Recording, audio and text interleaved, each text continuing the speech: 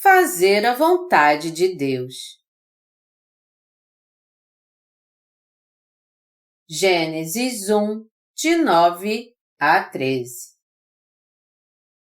Disse também Deus: Ajuntem-se as águas debaixo dos céus num só lugar, e apareça a porção seca. E assim se fez. A porção seca chamou Deus terra, e ao ajuntamento das águas, mares. E viu Deus que isso era bom.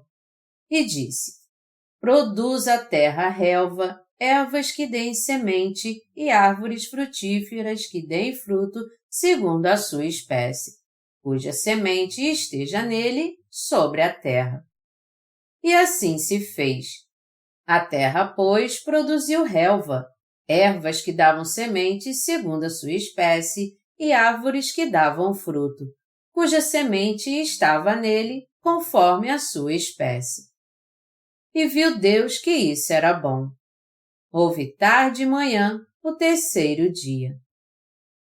Eu quero compartilhar hoje com vocês o que o Senhor fez no terceiro dia da criação. No segundo dia, Deus dividiu as águas do firmamento das águas abaixo dele.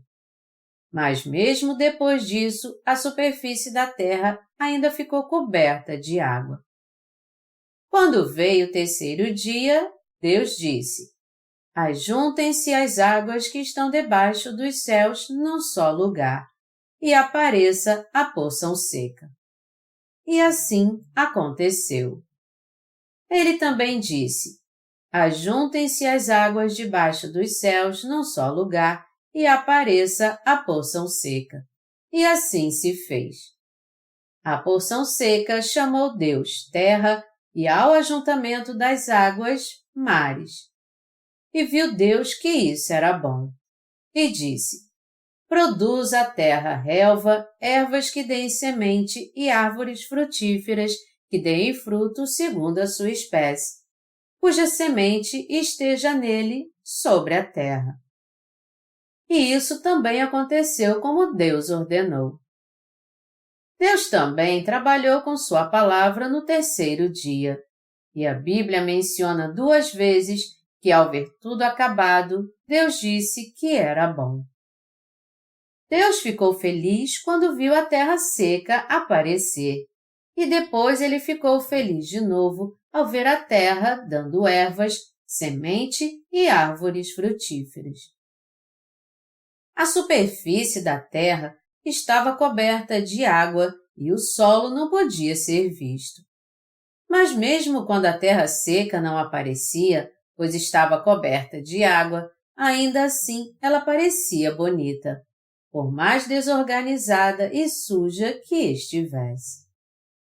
Mas Deus fez a terra seca que estava coberta pelas águas aparecer e a chamou de terra. E ao ver a aparência da terra que antes estava coberta de água, Deus disse que era bom. Por que então Deus ficou feliz ao ver a terra seca aparecer? Ele também disse: Produz a terra relva, ervas que deem semente e árvores frutíferas que deem fruto segundo a sua espécie. A terra aqui diz respeito ao coração do homem, a sua natureza pecaminosa. O coração do homem é muito enganador e corrupto. É tanta sujeira e maldade que não dá nem para falar. Contudo, em meio a tantas pessoas, não são muitas que sabem que a terra seca, o seu coração, é realmente maligna. Mas então, que tipo de pessoas são os frutos da justiça que nasceram em abundância? A Bíblia diz que os frutos da justiça nascem naqueles que reconhecem que sua verdadeira natureza é maligna. Mas este princípio é contrário ao princípio do mundo. No mundo se diz que para que alguém receba as bênçãos celestiais e dê muitos frutos, seu coração deve ser bom e puro. Muitas pessoas entendem isso, creem nisso e fazem isso. No entanto, a palavra da verdade diz que para que venhamos a dar muitos frutos da verdade, temos que saber que nosso coração é cheio de maldade.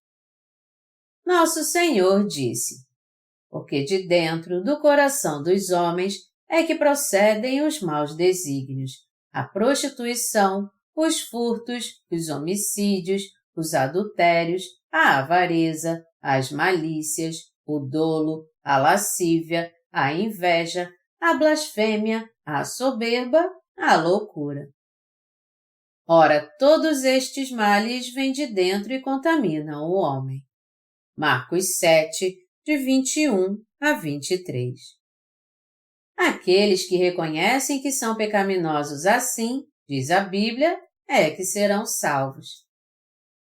A implicação desta passagem destaca a necessidade que há de conhecermos corretamente o que há no coração do homem. Alguém pode até ter recebido a remissão de seus pecados, mas ele pode dar bons frutos ou não, dependendo se ele reconhece que as características pecaminosas de Marcos 7, de 21 a 23, estão em seu coração, ou se ele reconhece uma ou duas e nega as outras. Em outras palavras, se ele realmente crê nessa palavra que revela a natureza humana. Através da obra que Deus fez no terceiro dia, Ele está nos mostrando nitidamente que o Evangelho dá frutos abundantes por meio daqueles que reconhecem que sua própria natureza é imunda e falha. Os pensamentos carnais do homem são sempre malignos. Eu tenho uma natureza carnal homicida, eu sou um pervertido e um adúltero. Por causa da minha natureza, isso é o que eu sou. É através de pessoas que reconhecem isso com sinceridade que Deus dá frutos espirituais. Como diz a passagem deste capítulo, quando Deus disse, apareça a porção seca, assim aconteceu. Por que então Deus mandou que a terra seca aparecesse? A terra estava coberta de água, mas apesar dessa água estar poluindo as águas abaixo do firmamento, ela ainda era água. E quando todas as impurezas afundavam, ela parecia limpa aos olhos. Todavia, ao fazer com que a terra seca aparecesse, Deus quis que o homem entendesse a essência da sua natureza. A implicação aqui é que temos que entender que todos nós somos seres impuros e falhos. Temos que ser salvos crendo em Jesus Cristo e entender que é através de pessoas assim que nascem os frutos da fé. Onde as árvores frutíferas crescem melhor? Elas crescem melhor em um solo bem adubado. A árvore frutífera aqui se refere a alguém que recebeu a remissão dos seus pecados. Em quem nascem os frutos do Evangelho? Deus diz que os frutos espirituais nascem nos que conhecem sua verdadeira natureza e reconhecem a palavra de Deus como ela é e que se veem diante de Deus exatamente segundo sua palavra e confessam. Eu tenho desejos pecaminosos em minha carne. Eu sou um ladrão, um adúltero, um pervertido, alguém cujos pensamentos são maus, tolos e egoístas. Isso é completamente contrário aos ensinamentos do mundo. Jesus Cristo está dizendo: veja como seu coração é sujo. Ele está dizendo: no seu coração há os maus pensamentos, os adultérios, as prostituições, os homicídios, os furtos, a avareza, as maldades, o engano e muito mais. É impossível as árvores darem algum fruto por meio daqueles que, apesar disso, não aceitam a palavra do Senhor e não revelam por completo a sua natureza pecaminosa. Pelo fato de essas pessoas não revelarem a si mesmas por completo, mesmo depois de terem recebido a remissão dos seus pecados, nenhum fruto pode ser produzido e ninguém pode ser salvo por meio delas. Ao contrário, só sua hipocrisia é revelada. Espiritualmente falando, nunca é bom você ouvir os outros dizerem como você é bom ou justo. O que você é de fato está listado acima, e então suas virtudes não passam de hipocrisia. Deus está nos dizendo: vocês são seres malignos, adúlteros, egoístas e ladrões. Vocês são impuros e falhos, nada mais do que um depósito de lixo e esgoto. Mas apesar disso, quando olhamos para nós mesmos, não é assim que nos vemos. Por mais que nós reconheçamos uma ou duas falhas, mesmo assim insistimos que nossa água é limpa. Mas até o esgoto pode parecer limpo, pois se ele ficar parado, a sujeira vai para o fundo e em cima ele parece limpo. Mas isso quer dizer que ele está realmente limpo em cima só porque parece? Ele pode até parecer limpo aos nossos olhos, mas ainda assim será uma água suja, cheia de todo tipo de germes. A hipocrisia humana é assim também. O coração do homem é mais maligno do que qualquer outra coisa. A verdade de Deus é totalmente contrária aos pensamentos humanos. O fato de a porção seca ter aparecido significa que nosso verdadeiro eu foi exposto.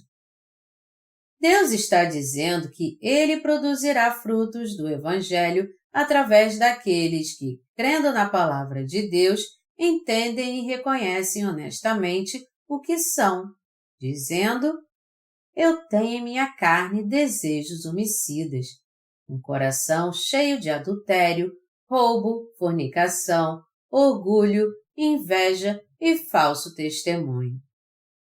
Nós temos que reconhecer o que foi dito sobre a natureza humana. Enganoso é o coração mais do que todas as coisas e desesperadamente corrupto. Jeremias 17, 9.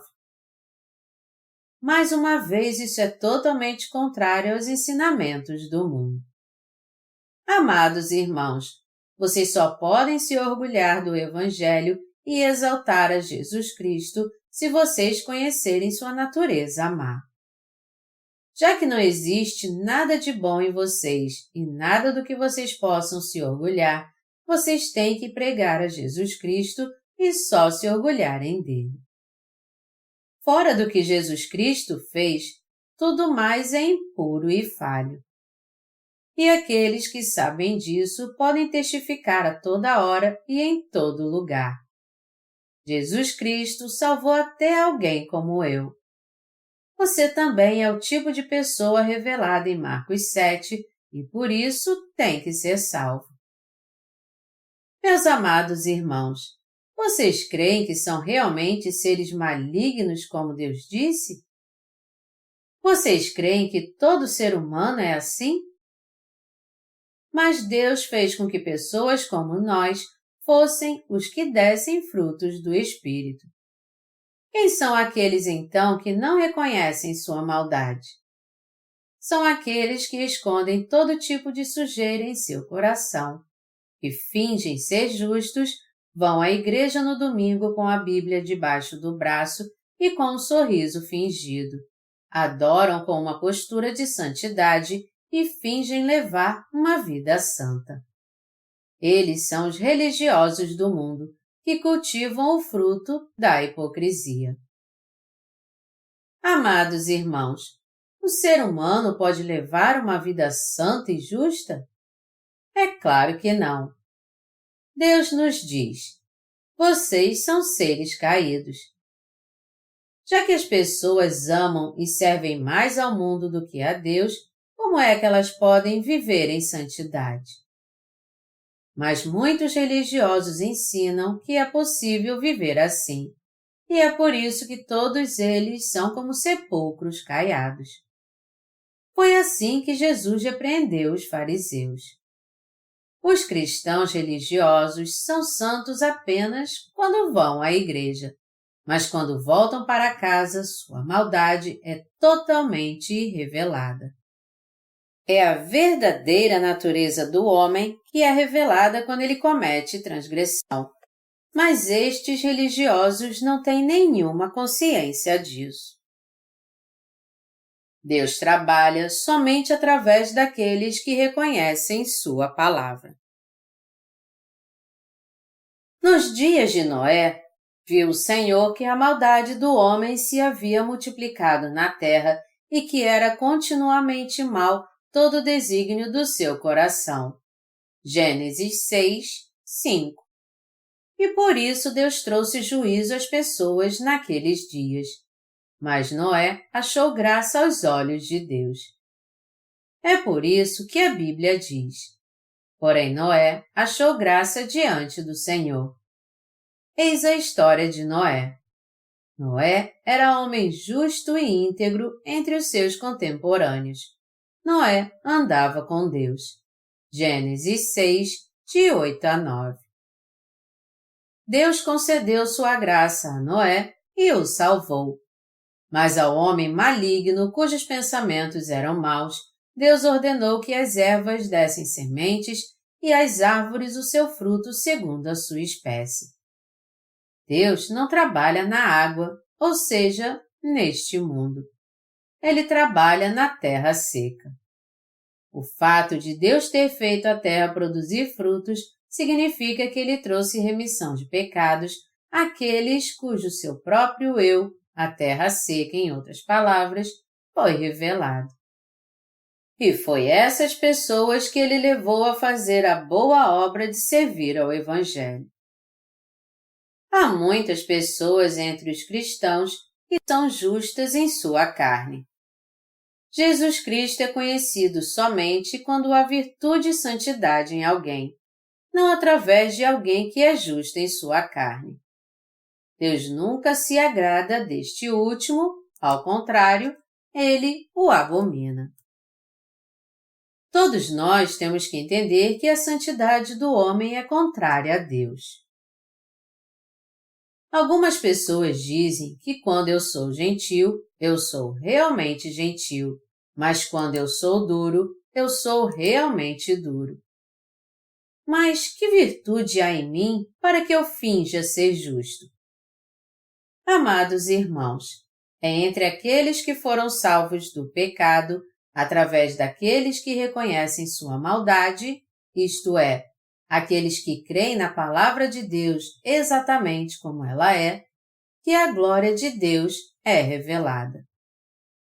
Por outro lado, os que não creem na palavra de Deus não podem dar fruto algum. A justiça de Deus se manifesta através daqueles que sabem que são os seres mais impuros e falhos que existem. Nós sabemos que somos maus não porque cometemos todo tipo de pecado em nossos atos, mas porque, quando fomos iluminados pela palavra, passamos a admitir. Tudo isso é verdade. Eu sou um ser impuro e mau. E crer nisso de coração. Já que a própria justiça destas pessoas acabou, elas só pregam a justiça de Jesus Cristo. E é a partir daí que elas se tornam instrumentos da sua justiça. Eu aconselho a todos vocês, dos alunos da nossa escola de missões, aos nossos pastores, pregadores do Evangelho, irmãos e irmãs do mundo inteiro, a não colocar sua esperança em si mesmos, nem nos outros irmãos. Mesmo não podendo colocar nossa esperança em nossa carne, muitos de nós podem pensar assim: eu sou diferente dos outros. Mas todos os seres humanos são iguais. Deus diz: o ser humano é um poço de pecados, uma geração de malignos, mais corruptos do que qualquer outra coisa. Mas mesmo através de seres humanos assim, os frutos podem ser produzidos, e é essa a própria confirmação do poder de Deus. Isto não é maravilhoso? E a simples verdade é esta, que para darmos fruto, primeiro temos que saber quem somos. Já que Deus expôs nossa nudez por completo e nos iluminou com Sua palavra, dizendo: "Vocês estão cheios de iniquidade", todos nós temos que crer nisso e reconhecer o que somos realmente. Você reconhece isso? Nós temos que reconhecer isso. Na verdade, tudo que pode vir do ser humano nada mais é do que impureza. Nós podemos até pensar em tudo o que queremos, mas nada mais pode vir dos nossos pensamentos carnais do que um desejo de roubar, ideias homicidas e desejos adúlteros. Este é o retrato do homem descrito por Deus. Mas, apesar disso, muitas pessoas não têm a mínima vontade de admitir seus pecados, por mais que não os cometam em seus atos. Apesar de aquele que nos criou estar nos dizendo que somos assim, pois ele sabe tudo sobre nós, nós não queremos admitir isso. Por isso, nós tentamos cobrir nossa vergonha com folhas de figueira. Mas quanto tempo dura uma roupa feita de folhas de figueira? O quanto ela pode ocultar nossos atos de hipocrisia? Por sermos humanos demais, nossa vergonha é revelada em menos de um dia, ou até mesmo na metade de um dia. Deus disse mais de 2 vezes que foi bom ver a terra seca dando seus frutos. É através daqueles que realmente conhecem a si mesmos que Deus produz frutos de justiça para se pregar a Jesus Cristo, os frutos que são lindos aos olhos de Deus. Nós temos que reconhecer a palavra de Deus em nosso coração. Você reconhece agora que seu coração é terrivelmente mau e enganoso acima de todas as coisas? Por ter feito a terra seca aparecer e ter se agradado com isso, Deus fez com que muitos acabassem revelando sua maldade através de suas atitudes intencionalmente. Depois que recebem a remissão de pecados, algumas pessoas revelam sua maldade abertamente, porque entenderam mal esta passagem. Nós não devemos fazer isso.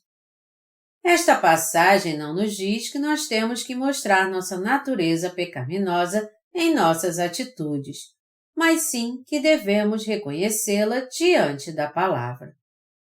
Isso quer dizer que devemos aceitar a palavra de Deus, reconhecer em nosso coração diante de Deus que somos pecadores, buscar sua graça e alcançar a justiça. A primeira coisa que acontece àqueles que receberam a remissão de seus pecados é que sua maldade é mais revelada do que sua santidade.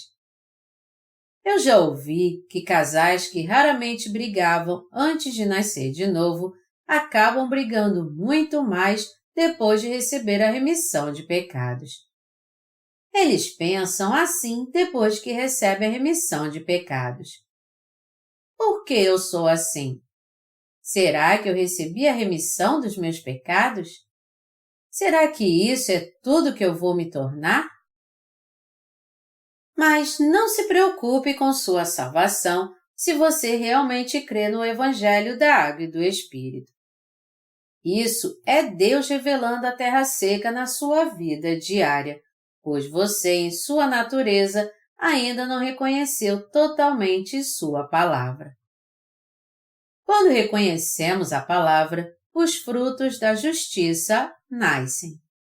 Porém, quando nós não reconhecemos a palavra de coração, Deus luta conosco e nos vence, e assim revela o que somos em todas as circunstâncias. É assim que os que nascem de novo sofrem por causa da sua maldade logo que se convertem. Diante disso, amados irmãos, nós temos que reconhecer a palavra de Deus o mais rápido possível e crer nela, ainda mais o que ela diz sobre nossa natureza.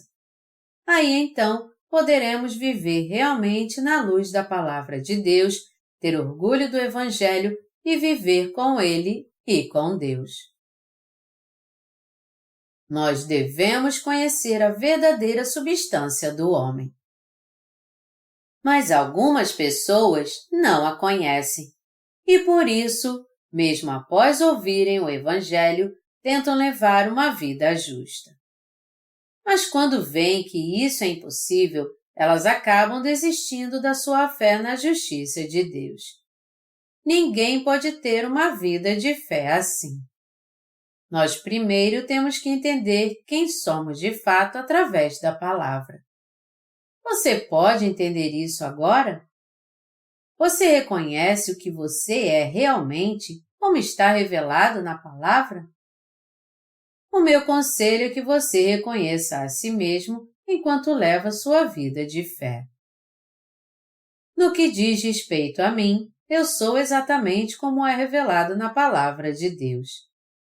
Por não termos nada que nos orgulharmos e por não haver nenhuma bondade no ser humano, Jesus Cristo levou os pecados de pessoas como eu e os pecados de todos neste mundo.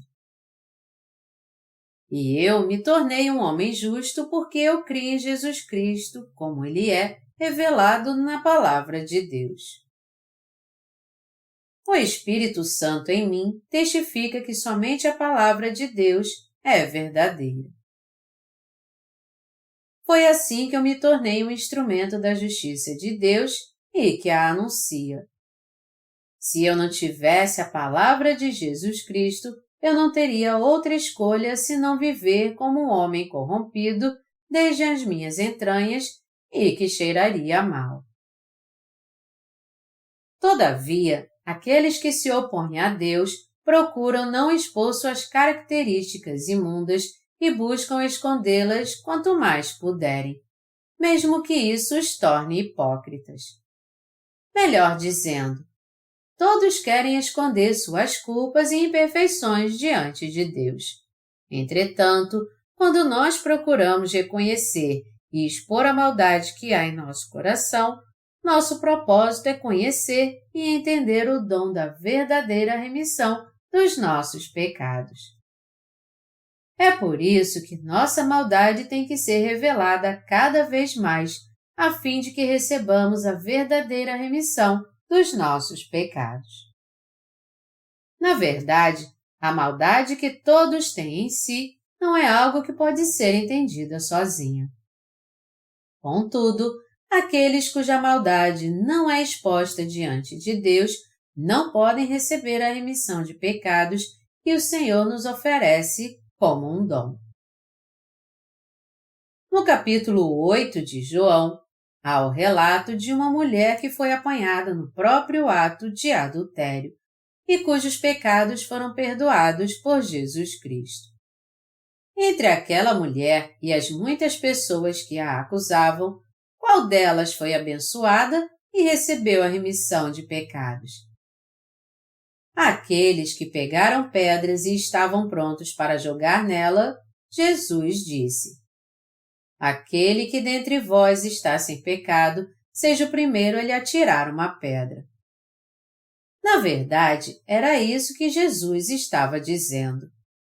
Todos vocês são pecadores como aquela mulher. Contudo, pelo fato de a multidão não admitir inteiramente que pela palavra de Deus eram pecadores, todos eles foram embora e só a mulher pôde receber a remissão de seus pecados.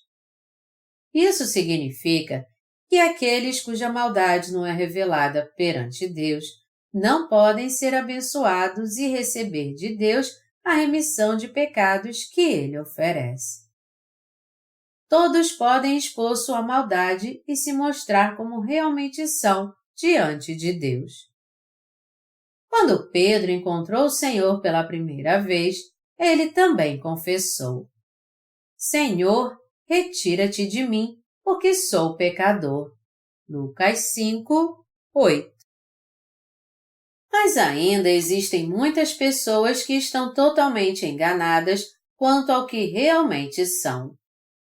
Como diz a Bíblia, os representantes dessas pessoas eram os fariseus, os quais não puderam entender sua maldade e que procuravam escondê-la sempre que havia o menor perigo de serem reveladas. Diante de Deus, seu coração não tinha nenhuma fé na sua justiça. E por isso eles se gabavam da sua própria justiça. A Bíblia diz que eles procuraram estabelecer a sua própria justiça e não se sujeitaram à que vem de Deus, que é a própria verdade da salvação. Romanos 10, 3. Eles diziam que eram diferentes das outras pessoas. Quando se achegavam a Deus com sua justiça humana, eles não podiam crer na sua justiça e acabavam se opondo a ela. Em outras palavras, eles eram tão cheios da sua própria justiça que acabavam perdendo muito.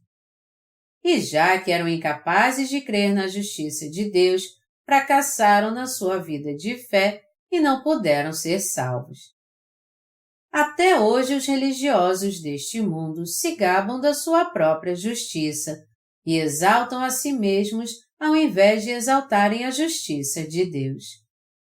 É inconcebível ver essas pessoas chegarem diante de Deus e buscarem somente sua própria justiça, sendo totalmente ignorantes em relação a si mesmas. Todavia, Deus está dizendo a todas elas o quanto elas são impuras e falhas. Portanto, todos nós temos que chegar diante de Deus, abaixar humildemente nossa cabeça e coração, aceitar sua justiça e crer nela com ação de graças. Para ser sincero, aqueles que temem a Deus sujeitam seu coração a Ele, exaltam sua justiça e creem nela. Os que conhecem a sua verdadeira natureza e têm uma fé humilde perante Deus, receberão grandes bênçãos, pois eles se alegram em crer na justiça de Deus. Os fariseus de hoje, os religiosos atuais, também devem olhar para o seu próprio coração e reconhecer sua maldade. Quando eles confessarem, Deus, eu sou muito mau. Tenha misericórdia de mim, por favor. O Senhor terá um encontro com eles, então, por meio da palavra da verdade. Muitos de vocês provavelmente cresceram ouvindo muitos elogios das pessoas, como estes. Você é um bom menino. Você é um belo rapaz e muito educado. Então, até hoje você talvez ache que você era assim realmente. Pessoas assim não conhecem a si mesmas nem quando estão diante de Deus, e no final não poderão receber a verdadeira fé. Por fingirem serem puras, mesmo tendo todo tipo de impureza dentro de si, elas acabam se tornando religiosas, peritas em se esconder na sua hipocrisia conforme o tempo passa. Contudo, o fato é que temos que entender que, pela nossa natureza, nós não somos tão bons e justos como deveríamos ser. Deus afirma que não há absolutamente nada de bom ou justo em nós. Romanos 3, de 10 a 12. Um irmão da minha igreja recentemente me contou essa história. Para ir para a faculdade, seu irmão teve que sair de casa e ir para a cidade onde ficava a minha igreja. Sempre que ele voltasse para casa quando não tinha aula, ele ouvia seus pais dizendo: "Nosso filho está aqui. Onde é que poderíamos encontrar um filho melhor do que você neste mundo?" Mas quando ele passava algum tempo fora de casa, ele via que não era tão bom e justo assim. Ao contrário, não tem nem como descrever como ele era impuro. Ele pensou muito sobre isso então e percebeu que tinha que tomar cuidado para não se comportar mal enquanto estivesse na sua cidade, pois ele tinha muitos parentes que moravam perto. E isso explica por que ele parecia ter um comportamento exemplar perto dos seus pais. Mas depois de passar algum tempo na cidade onde ninguém o conhecia, sua verdadeira natureza revelou quem ele realmente era. Seu irmão me contou que ele não teve outra coisa a fazer a não ser reconhecer toda a sua maldade, assim como está escrito no capítulo 7 de Marcos.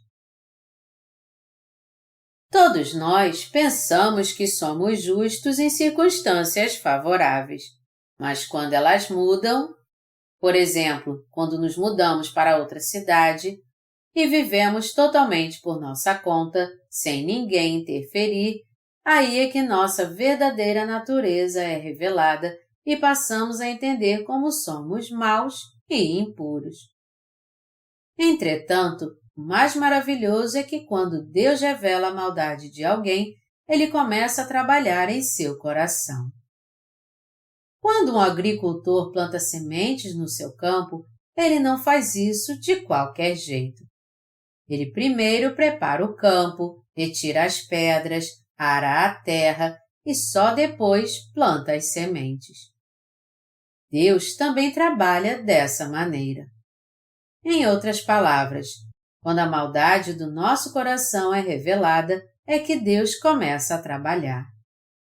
Sendo assim, nós temos que entender que quando a água que cobre a terra é drenada, a sujeira que há ali é exposta. Todo tipo de sujeira vem à tona, sacos plásticos e pneus velhos, roupas, calçados, guarda-chuvas e panos de chão. Nós também podemos ver garrafas de bebida, latas de cerveja, garrafas de cerveja e todo tipo de aparelho elétrico enferrujado. Deus primeiro desnuda o coração do homem e então revela sua maldade. E daí por diante ele começa a fazer sua obra da salvação através do Evangelho da Água e do Espírito. Nós agora temos que entender por que Deus disse: apareça a porção seca, e porque ele se agradou ao ver isso. Nós jamais poderemos nos aproximar de Deus com nossa bondade humana. Apesar disso, várias pessoas até hoje ainda se acham justas. Sem conhecerem sua verdadeira natureza, elas acham que são impuras. Acham que são, pelo menos, melhores do que as outras pessoas. Elas são como a multidão que acusou a mulher apanhada no ato de adultério e que pensou que era melhor do que ela. Os religiosos evitam beber e fumar, por isso tratam os outros que bebem e fumam como pecadores. Mas e você? Você se acha melhor do que alguém que é falso? Não, não há nada de melhor em você. Se você é melhor, isso é porque você agora faz parte da Igreja de Deus, crê na sua palavra e procura segui-la. Se você ainda não nasceu de novo e só leva uma vida religiosa neste mundo, você então é igual a qualquer descrente. Foi por isso que Deus revelou a terra seca primeiro, e só depois trabalhou nela. De todas as obras que Deus fez por nós, a primeira coisa que Ele fez foi quebrar o conceito de que éramos bons e justos. Ele esclareceu nossos pensamentos confusos e nossos erros de interpretação. Devido à natureza humana ser impura e má em si mesma, como poderíamos levar uma vida de fé correta se não entendêssemos isso? Quando eu vivia minha vida de fé antes de nascer de novo, eu também era elogiado por muitos na minha igreja e era tido como um crente exemplar. Naturalmente, então, eu comecei a achar isso também. Porém, eu era constantemente atormentado por causa dos pecados que eu cometia em segredo. Foi só mais tarde, depois que eu nasci de novo pelo Evangelho da Água e do Espírito, e depois que o falso autorretrato que encobria meu coração e meus pensamentos foi revelado, que eu pude levar uma vida correta de fé. Quando a água é drenada da terra, aí é que sua sujeira fica exposta. Toda hipocrisia procurada e promovida pelas religiões do mundo também é exposta.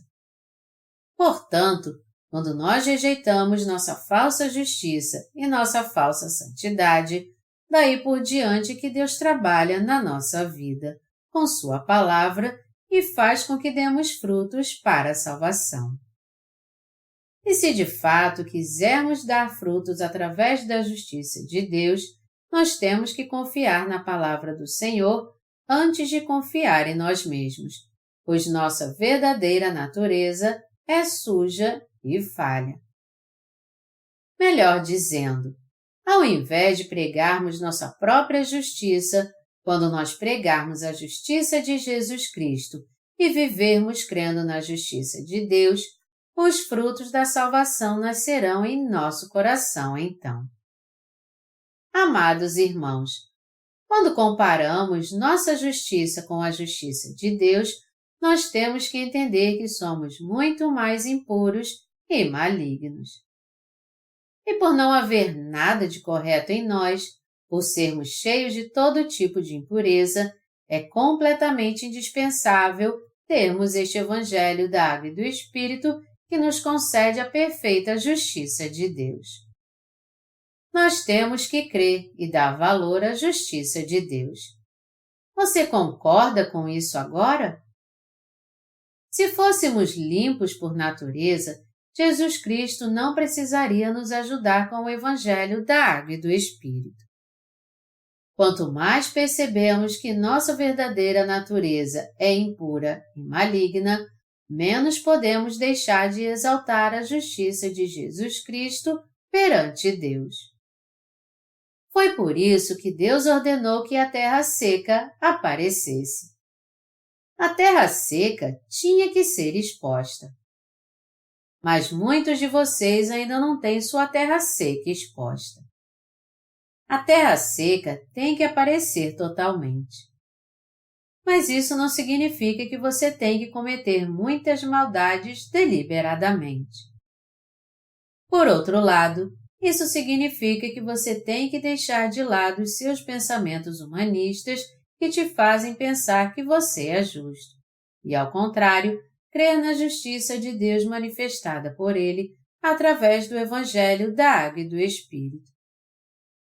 Todo o conhecimento errado que há em nossa carne e em nossos pensamentos tem que ser tirado, assim como a nossa postura soberba de bondade. Somente então a palavra de Deus trabalhará na tábua do nosso coração. Todos têm que seguir Jesus pela fé, mas muitos não fazem isso. Se você olhar em volta, você certamente verá muitas pessoas que pensam que são sábias aos olhos do mundo. Eu estou falando daqueles que são astutos e calculistas em relação às coisas deste mundo. Mas, estranhamente, eles não podem se tornar discípulos e seguir a Jesus Cristo. Isso porque, ao invés de confiarem em Deus, eles confiam mais nos seus planos e estratégias. Essas pessoas têm que deixar de lado sua astúcia. Talvez haja pessoas junto a você cheias de virtudes humanas. Porém, nem elas podem se tornar discípulos de Jesus Cristo. Ninguém pode seguir Jesus Cristo em sua própria bondade. Mas por quê? Porque elas se acham mais virtuosas do que Jesus Cristo. Já que elas pensam que são melhores do que Jesus Cristo, como é que elas podem segui-lo? Essas pessoas também só podem se tornar discípulos de Jesus se deixarem de lado sua bondade e orgulho. Somente os que rejeitam tudo o que são podem dizer: sim, tu estás certo, Senhor. Apenas tua palavra é a verdade. E se tornar discípulos que seguem a Jesus Cristo. O orgulho dos que são cheios de emoções, soberba e sentimentos humanos tem que ser tirado pela fé em Jesus Cristo. Foi por isso que o Senhor disse: Se alguém quer vir após mim, a si mesmo se negue, tome a sua cruz e siga-me. Marcos 8:34. Talvez você esteja pensando agora: como eu posso viver assim? Isso seria tão triste. Mas não se preocupe, graças ao nosso Deus, uma nova alegria virá à sua vida. Afinal de contas, os convidados da festa de casamento em Caná não provaram o melhor vinho que o Senhor deu a eles depois que o vinho preparado pelo anfitrião acabou? Você tem que rejeitar tudo o que é humano. Isso parece tão desanimador, não é? Não, não é. Pelo contrário, uma alegria espiritual e verdadeira encherá seu coração. Você vai cantar de coração louvores espirituais e orar com fé realmente. A palavra também vai trabalhar poderosamente em seu coração. E através do Evangelho pregado por nós, muitas pessoas começarão a ter uma verdadeira vida de fé, sendo realmente salvas. Por causa disso, então, nosso coração se encherá de alegria no Senhor e no Espírito Santo. Quando nós dizemos àqueles que se orgulham da sua própria bondade e virtude que eles têm que deixar tudo isso de lado, eles ficam muito preocupados e não sabem o que fazer, pois eles confiaram demais nisso tudo até hoje. Contudo, quando eles rejeitam corajosamente essas coisas, eles passam a experimentar uma nova alegria e uma nova felicidade que vem de Deus. Aí então eles não se sentem mais cheios das suas emoções humanas, mas cheios do Espírito de Deus. Meus amados irmãos, nós temos que deixar para trás as coisas velhas. Deus disse a Abraão: sai da tua terra, da tua parentela e da casa de teu pai e vai para a terra que te mostrarei. Gênesis 12:1. Do mesmo modo, Deus quer que deixemos para trás as coisas velhas. Voltando à passagem bíblica deste capítulo, vamos ver o que Deus fez por nós no terceiro dia. Disse também Deus: ajuntem-se as águas debaixo dos céus num só lugar e apareça a porção seca. E assim se fez. A porção seca chamou Deus terra e ao ajuntamento das águas, mares. E viu Deus que isso era bom. Gênesis 1:9-10. O ministério da separação de Deus.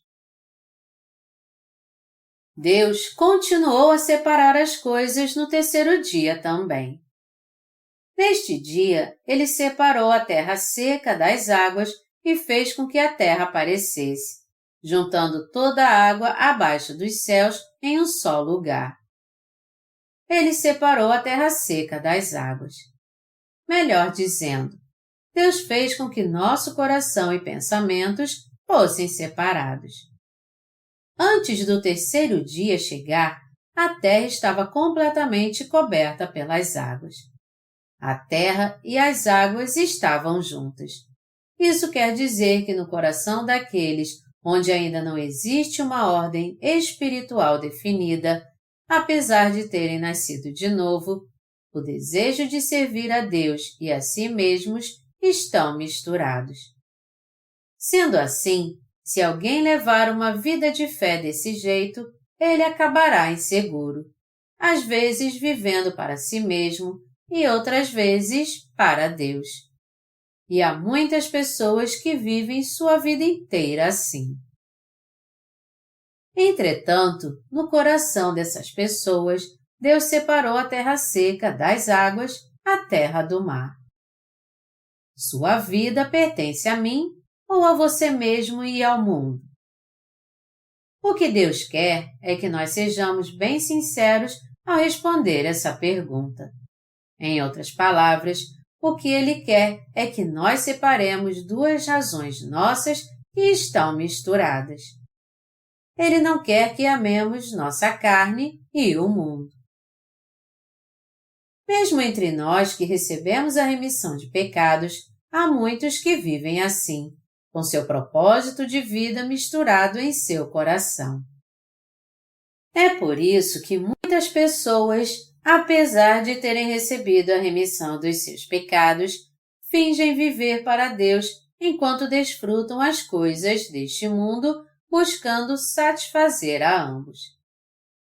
Alguns obreiros que se dedicavam totalmente para servir ao Evangelho fizeram as malas e foram para o mundo. Uma coisa em comum que eles disseram quando foram embora foi isso: eu quero viver com liberdade. Mas não há liberdade quando vivemos para servir ao Evangelho? Há muito mais liberdade ainda.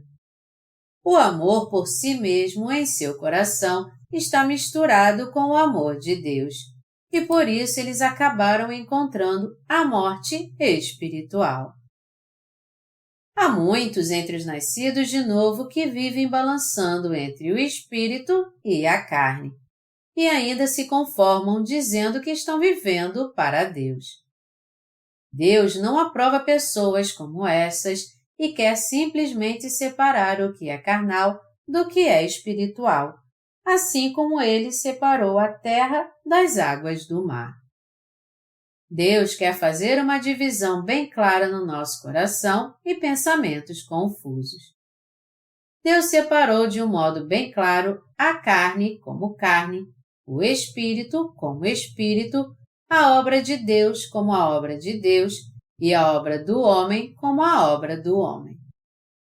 Neste aspecto, o que nosso Deus quis fazer foi uma divisão bem clara. E foi isso que Ele fez no terceiro dia. Você agora está sendo alimentado com a palavra na escola de missões. Por que temos jovens na escola de missões? Qual a diferença entre os que são treinados nesta escola de missões e os que não são? O objetivo do treinamento na escola de missões é separar o espírito da carne em nosso coração. É fazer com que eles vivam totalmente para Deus. Aqueles em que a obra de Deus não foi cumprida neste aspecto são os que estão vacilantes, vivendo para Deus e para si mesmos. São neles que a obra do terceiro dia ainda tem que ser cumprida. Já que muitos irmãos foram treinados e têm comunhão comigo agora, eles têm que entender que conhecer e aprender a palavra somente de um modo intelectual não é tudo. Antes de tudo, eles devem ter um indicador em seu coração que diz: eu devo viver para quê? Eles têm que assistir às aulas e os outros cursos de treinamento na escola de missões com determinação no coração, dizendo: eu vou viver para Deus. Eu vou oferecer de bom grado meu corpo, meu tempo e tudo que eu tenho para ajudar na pregação do Evangelho de Deus. Deus quer que decidamos viver somente para Ele e para o seu Evangelho. Portanto, Ele quer saber por que motivo temos vivido até hoje. Essa obra separada tem que estar bem clara em nós. Nós temos que discernir em nós mesmos o que é espiritual e o que são as coisas da carne. Essa obra tem que acontecer de qualquer jeito no coração dos nascidos de novo. Somente quando isso acontecer é que a obra de dar frutos começará então. Se essa obra não for feita, nenhum fruto vai nascer. Se alguém tem um pé no mundo e outro pé na igreja e vive sua vida de fé em cima do muro, Deus não poderá operar em seu coração então. Já que recebemos a remissão dos nossos pecados, nós temos que decidir se vamos viver para Deus ou para nós mesmos, para o mundo ou para Deus.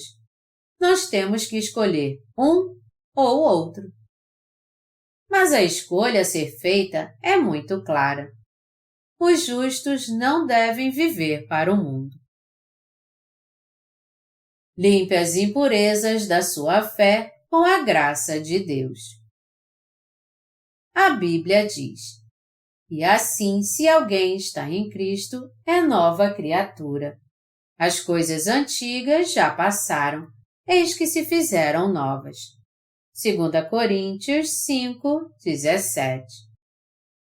De agora em diante, nós que fomos renovados temos que viver para Deus, para o que é justo. Viver somente para Deus é algo espiritual, enquanto que procurar satisfazer seus desejos da carne é algo carnal. E nós temos que crer na palavra de Deus que diz: "Porque os que se inclinam para a carne cogitam das coisas da carne, mas os que se inclinam para o Espírito, das coisas do Espírito. Porque o pendor da carne dá para a morte, mas o do Espírito para a vida e paz." Por isso, o pendor da carne é inimizade contra Deus, pois não está sujeito à lei de Deus, nem mesmo pode estar. Romanos 8, de 5 a 7. Isso é algo que temos que ter em nossa mente e coração, sem dúvida nenhuma. Até as coisas que você gostava antes, se eram para o seu prazer, você tem que ter coragem de deixá-las por Deus e pelo Evangelho. E se elas realmente não agradam a Deus, você deve ter coragem de tirá-las do seu coração também. Assim como toda impureza pode ser removida da prata a fim de que ela fique pura, nós também temos que remover as impurezas carnais que há no nosso coração.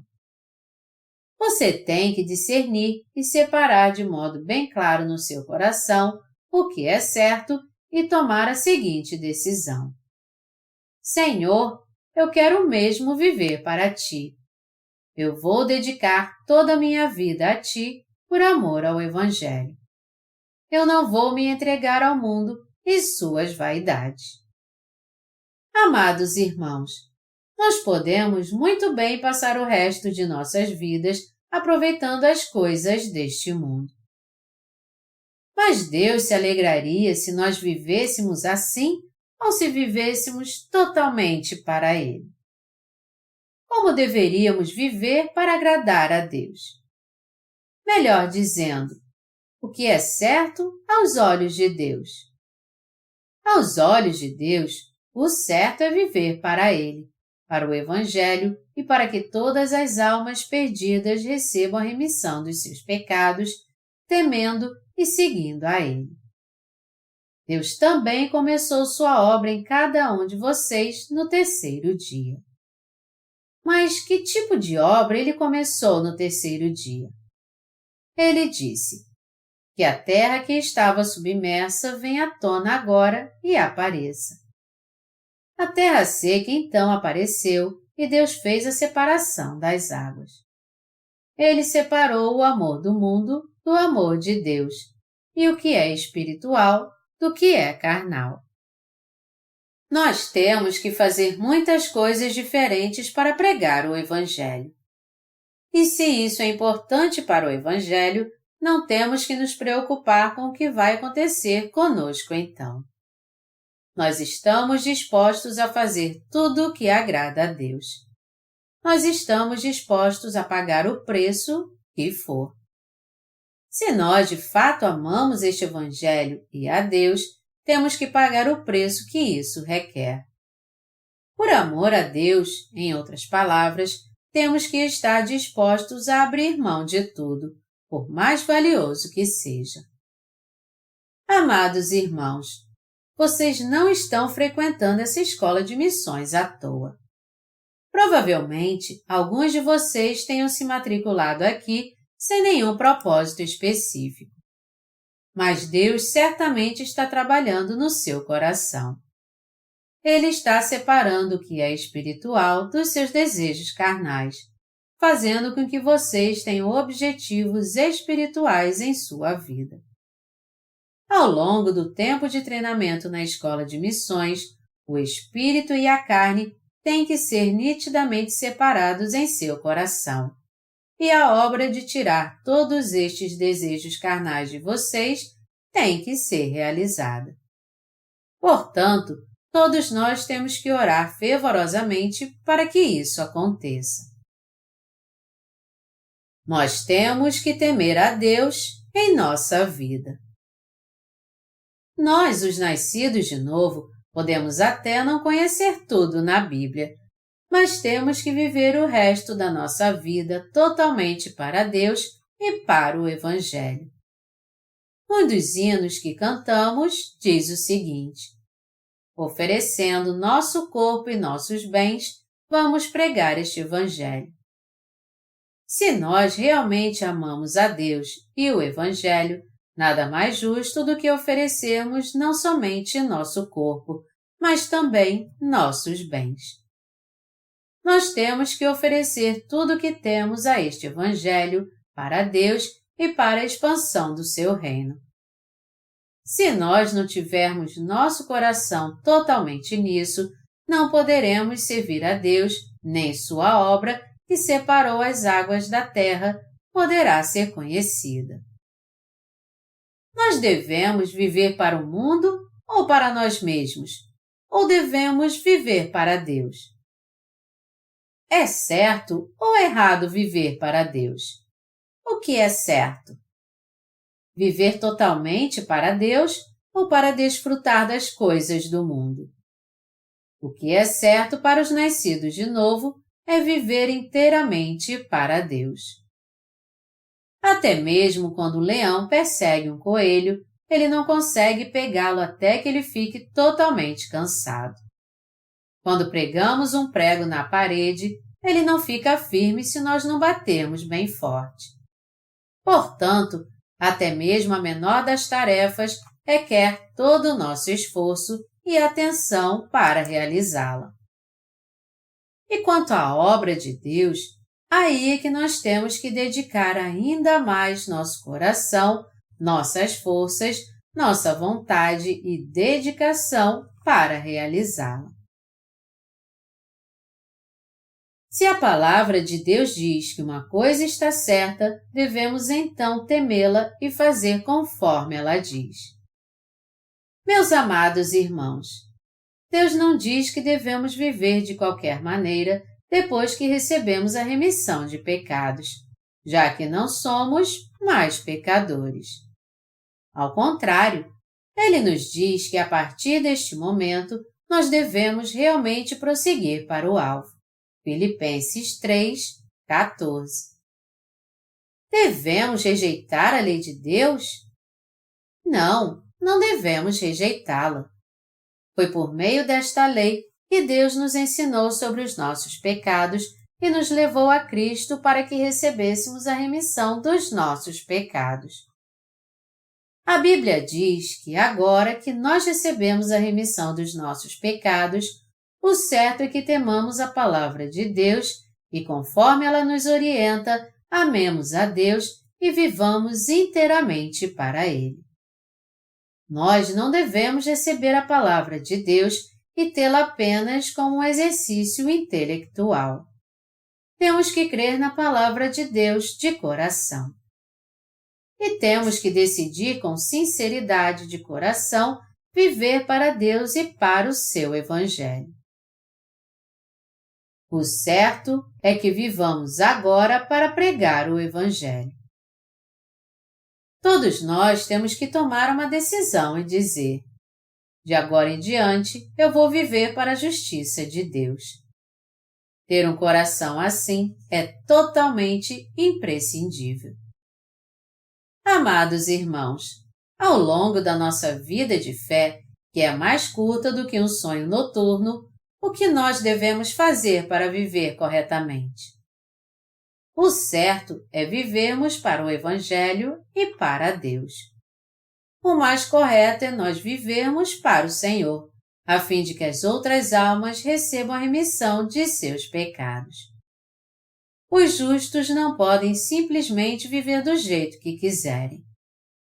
Ter uma vida justa é o mesmo que viver para Deus. Embora sejamos imperfeitos, o certo é que vivamos para o Evangelho enquanto estivermos nessa terra. O certo é vivermos para o crescimento do reino de Deus e para as inúmeras almas que estão perecendo. Se vivermos na carne, nós acabaremos fazendo coisas inúteis, já que o que é certo para nós que somos justos é oferecer nossas mãos, nossos pés, nossos lábios e nossa mente para salvar a alma dos pecadores, para o crescimento do reino de Deus e para servi-lo.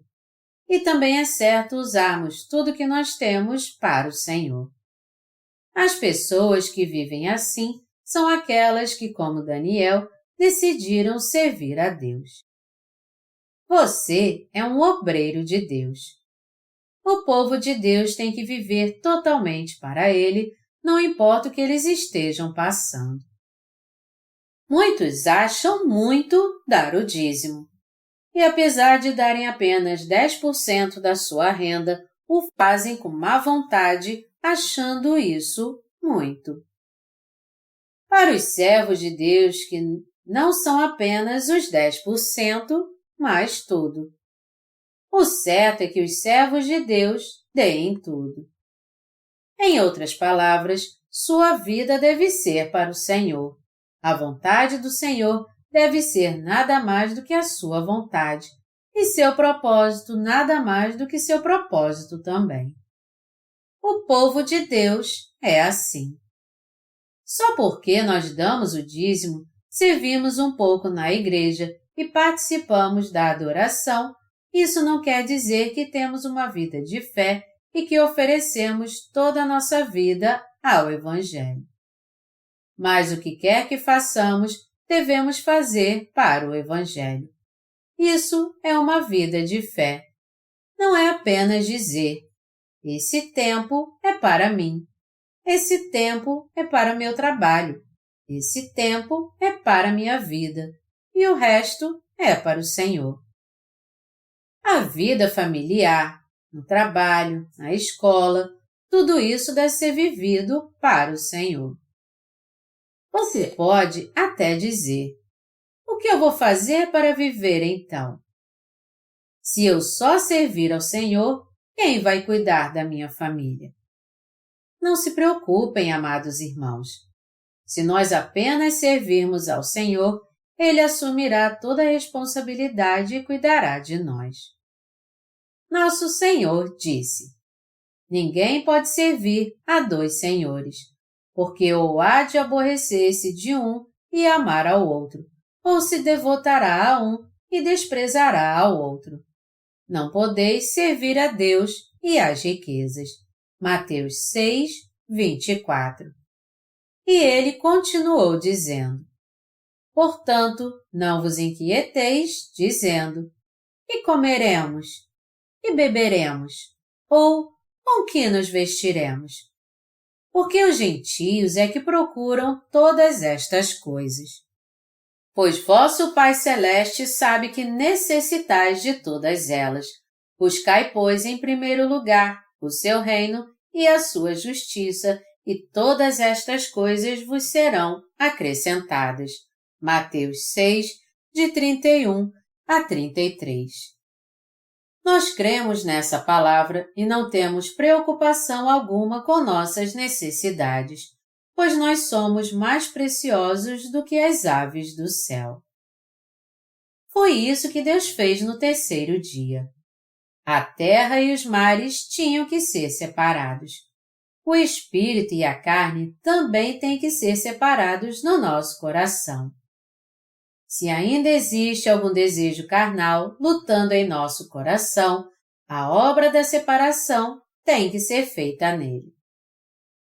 Os alunos da escola de missões têm que entender este assunto muito bem. Seu coração não deve ter desejos por este mundo, nem buscar só a felicidade carnal. Vocês precisam estar dispostos a caminhar com o Senhor, a sofrer e se alegrar com Ele. Vocês entendem isso agora? Nós somos soldados do reino dos céus. Nosso coração deve estar diante de Deus de uma maneira correta. E mesmo que um exército tenha centenas de milhares de soldados, se ele não lutar realmente pela sua nação e pelo seu rei, todos estes soldados serão totalmente inúteis. Eles só vão acabar com seu poderio militar e acabar com os recursos da nação. Por outro lado, se um exército tiver 300 soldados apenas e todos eles se dedicarem totalmente à nação e ao seu rei, estes 300 soldados, então, serão uma força de elite. E mesmo que eles lutem contra um exército com centenas de milhares de soldados, estes 300 soldados valorosos prevalecerão. Que tipo de exército devemos ser, então? Nós temos que ser como uma força de elite perante Deus, vivendo somente para o Evangelho e para Ele.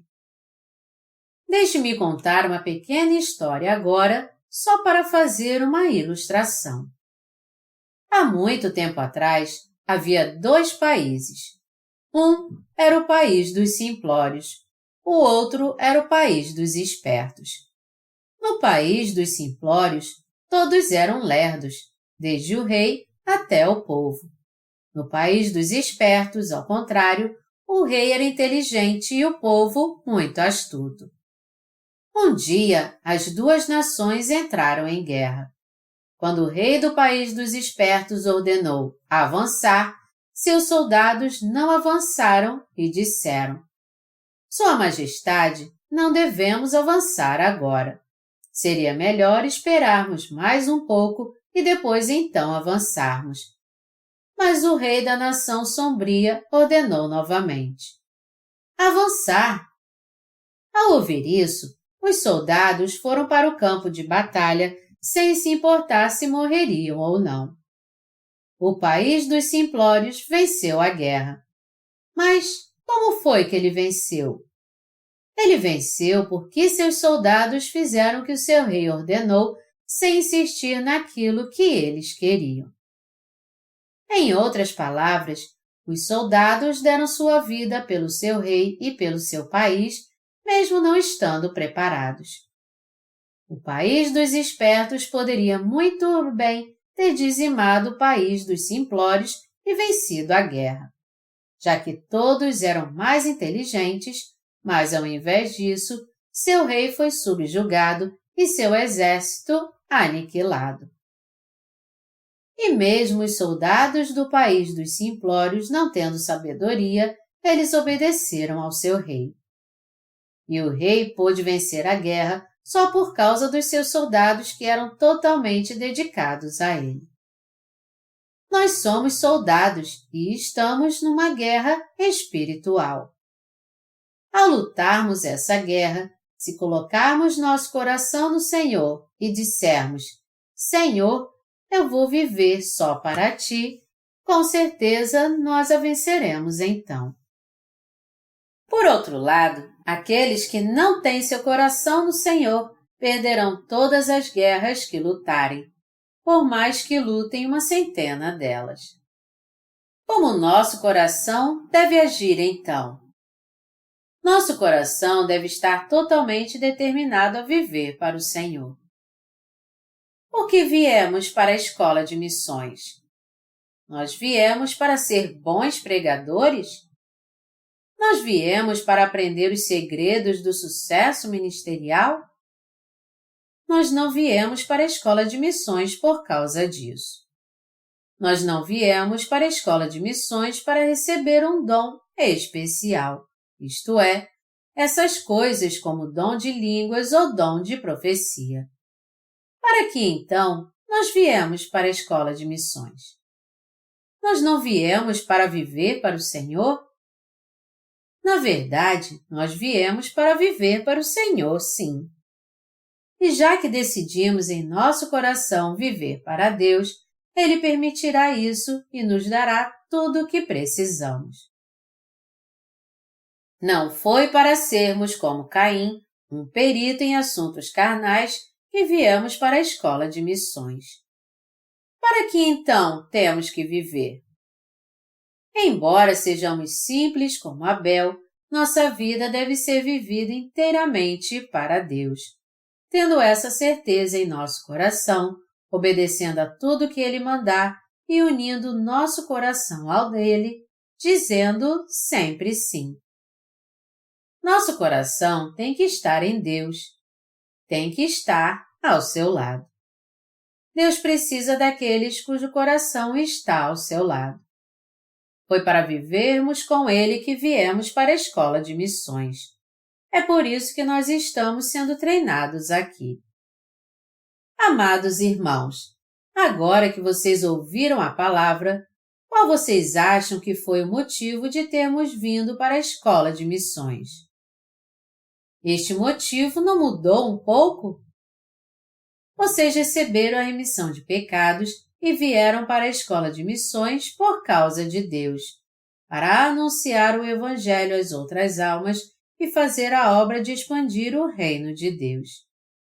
Este é o motivo de vocês estarem aprendendo a palavra agora, orando e sendo treinados de várias formas. Portanto, aqueles que vieram para a escola de missões não devem se importar com seus próprios pensamentos.